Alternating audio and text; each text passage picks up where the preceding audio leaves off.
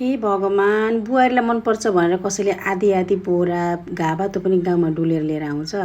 Hello साथीहरू, खाना खानुभयो त? म चाहिँ खाना खाएको भिडियो बल्ल पोस्ट गर्दैछु। हिजो आमा चाहिँ गाउँतिर जानुभएको थियो के डुल्न, अनि त्यसपछि सबैको घरतिर डुलेर घाबा लिएर आउनुभएर चाहिँ के आधी बोरा जति थियो कि घाबा। अहिले बनाएर पनि हेर्नु न यत्रो घाबा रहेको छ। अनि आमाले चाहिँ बिहानै उठेर घाबा बनाइदिन लाग्नुभयो। म चाहिँ अरू काम गर्दै थिएँ के।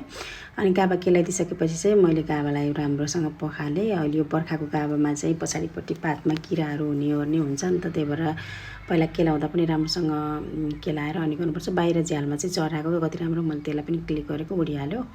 अनि त्यसपछि सबै घाबालाई राम्रोसँग पखालेर अनि यसरी मैले कुकरमा राखेँ। पहिला पात राखेँ, अनि डाँठ राखेँ, अनि फेरि पात राखेको के।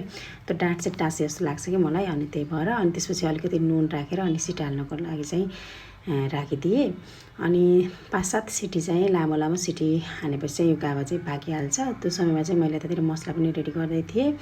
जिरा, धनियाँ, लसुन, अनि त्यसपछि अदुवा, अनि एउटा डल्ले खुर्सानी, अनि त्यसपछि टिमुरको तुलो थियो, आधी चम्चा जति टिमुरको तुलो राखेर यो पेस्ट तयार पारेँ। यतातिर प्याज पनि काटेँ कि मैले।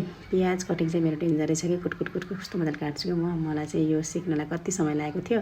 आजभोलि चाहिँ सक्छु कि मैले फास्ट काट्नलाई, तर यो चाहिँ मैले फास्ट मोडमा पनि राखेको, तर मलाई आउँछ प्याज काट्न चाहिँ आउँछ कि तरकारीहरू काट्नलाई।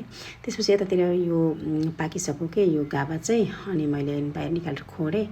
अनि त्यसपछि खोडिसकेपछि यतातिर तेल तताएर मेथी पुऱ्याएँ, त्यसपछि सुकी खुर्सानी पुऱ्याएँ, अनि प्याज राखेँ, अनि अघिको मसला पनि राखेर पकाएँ मजाले। अनि बेसारको धुलो पनि राखेँ। नुन त अघि मैले राखिसकेको छु, त्यही भएर नुन चाहिँ राखेको छैन यहाँ, नुन चर्को हुन्छ नि त, त्यही भएर।